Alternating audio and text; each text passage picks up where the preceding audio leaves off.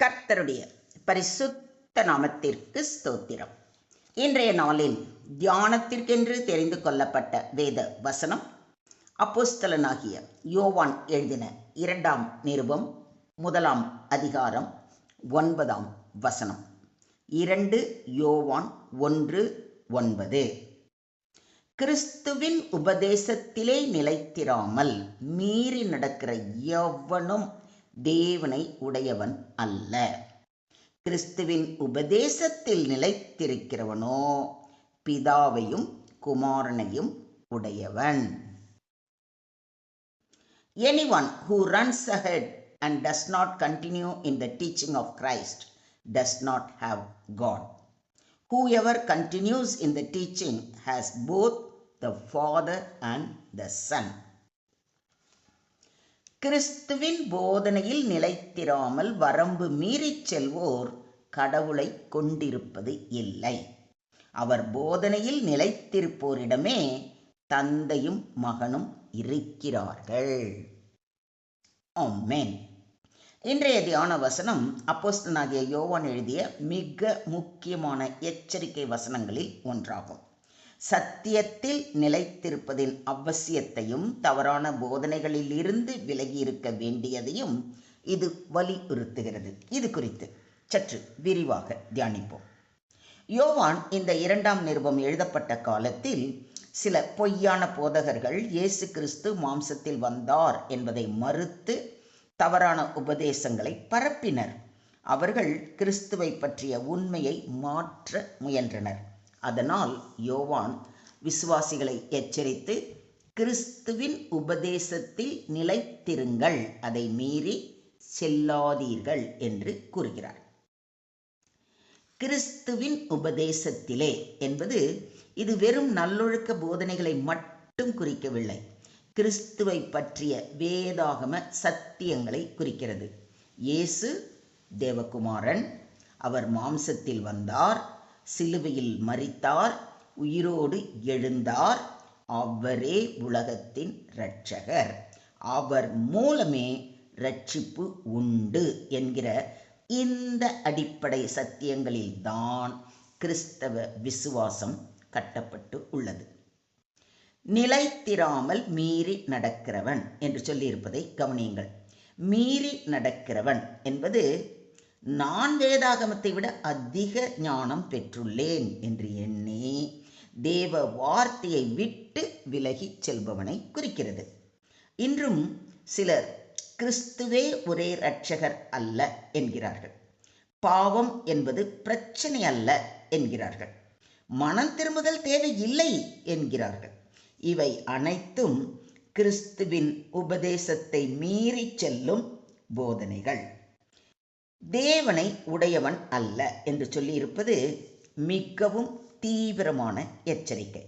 ஒருவன் எவ்வளவு மத பக்தி உள்ளவனாக இருந்தாலும், எவ்வளவு அறிவாளியாக இருந்தாலும், எவ்வளவு ஆன்மீக அனுபவங்களை பேசினாலும் கிறிஸ்துவின் சத்தியத்தில் நிலைத்திருக்காவிட்டால் அவனுக்கு தேவனோடு உண்மையான உறவு இல்லை என்று வேதாகமும் மிக தெளிவாக அறிவுறுத்துகிறது. ஏனெனில் பிதாவை அடையும் ஒரே வழி குமாரனாகிய இயேசுவே. நிலைத்திருக்கிறவனோ என்று சொல்லியிருப்பதில் நிலைத்திருப்பது என்பது வசனத்தில் நிலைத்திருப்பது, விசுவாசத்தில் நிலைத்திருப்பது, சத்தியத்தில் நிலைத்திருப்பது, கிறிஸ்துவோடு இணைந்திருப்பது என்பதாகும். ஒரு முறை விசுவாசித்தால் போதும் என்பது அல்ல, தொடர்ந்து சத்தியத்தில் நிலைத்திருக்க வேண்டும். பிதாவையும் குமாரனையும் உடையவன் என்று சொல்லியிருப்பது மிக பெரிய ஆசீர்வாதத்தை குறிக்கிறது. கிறிஸ்துவில் நிலைத்திருப்பவன் தேவனுடைய பிள்ளை, தேவனுடைய சந்நிதியில் வாழ்கிறவன், நித்திய ஜீவனை உடையவன், தேவனோடு ஐக்கியம் பெற்றவன். நீங்கள் என் உபதேசத்தில் நிலைத்திருந்தால் மெய்யாகவே என் சீஷராய் இருப்பீர்கள் என்று நம்முடைய ஆண்டவராகிய இயேசு கிறிஸ்து கூறுவதை யோவான் 8:31 வாசிக்கிறோம். இயேசுவின் உண்மையான சீஷன் வசனத்தில் நிலைத்திருப்பவனே. நீங்கள் என்னிலும் என் வார்த்தைகள் உங்களிலும் நிலைத்திருந்தால் நீங்கள் கேட்டுக்கொள்வது எதுவோ அது உங்களுக்கு செய்யப்படும் என்றும் கூறுவதை யோவான் 15:7 வாசிக்கிறோம். கிறிஸ்துவோடு ஐக்கியமாக வாழ்வதற்கான இரகசியம் அவரது வார்த்தையில் நிலைத்திருப்பதே. இதை விசுவாசிக்கிறீங்களா?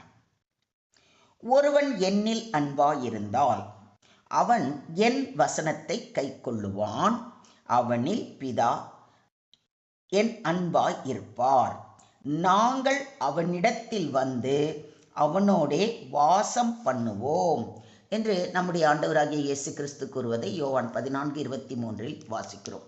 நாம் தேவனுடைய வசனத்தை கைக்கொண்டு அதன்படி வாழும்போதும் பிதாவும் குமாரனும் நம்மோடு வந்து வாசம் பண்ணுவார்கள் என்பது உறுதி. இதைத்தான் கிறிஸ்துவின் உபதேசத்தில் நிலைத்திருப்பவன் பிதாவையும் குமாரனையும் உடையவன் என்று யோவான் மிக தெளிவாக கூறுகிறார். மொத்தத்தில் இன்றைய தியான வசனம் மூலம் நாம் கற்றுக்கொள்ளும் பாடம் கிறிஸ்துவின் உபதேசத்தில் நிலைத்திருக்க வேண்டும் என்பதே. கிறிஸ்துவின் உபதேசம் சத்தியத்தின் அஸ்திபாரம். இயேசுவே வழி, சத்தியம், ஜீவன். சத்தியத்தை மாற்ற முடியாது. உபதேசத்தை மீறி சென்றால் பொய் போதனைகள், மனித ஞானம், உலகத்தின் கவர்ச்சிகளில் சிக்கி மெய்யான தேவனை விட்டு விலகி விடுவோம். சத்தியத்தில் நிலைத்திருந்தால் தேவனோடு ஐக்கியம், ஆவிக்குரிய பாதுகாப்பு, நித்திய ஜீவன் ஆகிய ஆசீர்வாதங்கள் நமக்கு உண்டு. தேவனுடைய சத்தியத்தில் நிலைத்திருக்க வேண்டுமென்றால் தினசரி வேத வாசிப்பு, ஜப வாழ்க்கை, பரிசுத்த ஆவியின் வழி நடத்துதல், ஆரோக்கியமான சபை ஐக்கியம் நிச்சயம் வேண்டும். சுருக்கமாக சொல்வதானால் இன்றைய தியான வசனம் நமக்கு ஒரு தெளிவான உண்மையை கற்பிக்கிறது. கிறிஸ்துவை விட்டால் தேவனை அடைய முடியாது. கிறிஸ்துவில் நிலைத்திருந்தால் பிதாவையும் குமாரனையும் உடையவர்களாக இருப்போம். ஆகையால் புதிய உபதேசங்களை தேடி அலைவதை விட ஒருமுறை பரிசுத்தவான்களுக்காக ஒப்பு கொடுக்கப்பட்ட விசுவாசத்தில் உறுதியாக நிலைத்திருப்போமா? இன்று நம்மை நாமே கேட்டுக்கொள்ள வேண்டிய கேள்விகள் என்ன தெரியுமா? 1. நான் வசனத்தில் நிலைத்திருக்கிறேனா? 2. நான் கேட்கும் போதனைகள் வேதாகமத்திற்கு ஒத்திருக்கிறதா? 3. கிறிஸ்துவை மையமாக வைத்தே வாழ்கிறேனா? இந்த கேள்விகளுக்கான பதிலை உங்களுக்குள் ஆழமாக ஆராய்ந்து கண்டுபிடியுங்கள். கிறிஸ்துவில் நிலைத்திருப்பதே பாதுகாப்பான வாழ்க்கை என்பதை ஒருபோதும் மறந்துவிடாதீர்கள்.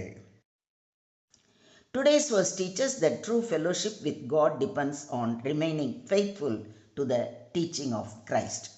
Anyone who goes beyond or abandons Christ's doctrine does not have God, but the one who continues in Christ's truth has both the Father and the Son.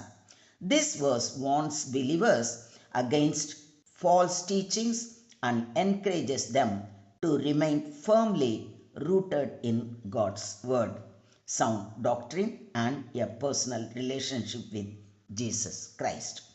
Stay rooted in Christ's teaching and you will remain in fellowship with both the Father and the Son. Amen. ஸ்தோத்திரம் ஆண்டவரே, ஸ்தோத்திரம் கர்த்தாவே, ஸ்தோத்திரம் ஸ்தோத்திரம் ஸ்தோத்திரம். அன்பின் பரலோக பிதாவே, கிறிஸ்துவின் உபதேசத்தில் நிலைத்திருக்க எங்களுக்கு கிருபை தாரும். பொய்யான போதனைகளிலிருந்தும் வஞ்சக ஆவிகளிலிருந்தும் எங்களை பாதுகாத்து அருளும். உமது வார்த்தையை நேசிக்கும் இருதயத்தையும் சத்தியத்தை பற்றி கொள்ளும் உறுதியையும் எங்களுக்கு தாரும். இயேசு கிறிஸ்துவோடு நெருங்கிய ஐக்கியத்தில் வாழவும் உம்முடைய சித்தத்தின்படி எங்களை வழி நடத்தவும் வேண்டி எங்களை முற்றிலுமாக தாழ்த்தி உம்முடைய கரங்களிலே ஒப்பு கொடுக்கிறோம். நீங்க பொறுப்பெடுத்துக்கோங்க, நீங்க வழி நடத்துங்க. சகல துதி கன மகிமை யாவையும் ஒருவருக்கே செலுத்துகிறோம். மீட்பர் இயேசுவின் மூலம் ஜெபம் கேளும் எங்கள் ஜீவனுள்ள தகப்பனே. ஆமென்.